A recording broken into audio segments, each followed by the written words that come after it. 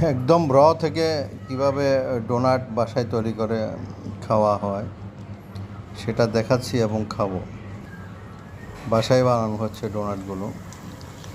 এটা তেলে ভেজে নেওয়া হচ্ছে, ফ্রাই না করলে মজা পাওয়া যায় না।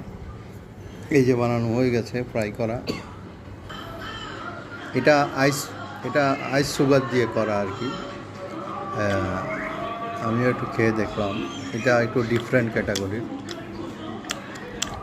এখন চকলেটটা ওভেন থেকে বের করে এটা মিক্স করা হচ্ছে।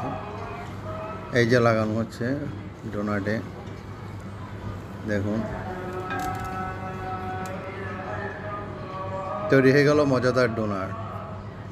খেয়েও দেখাবো, খুব সুন্দর লাগছে এবং বাসায় ট্রাই করতে পারেন আপনারাও। আর রেসিপি না জানলে আমাকে জিজ্ঞেস করেন।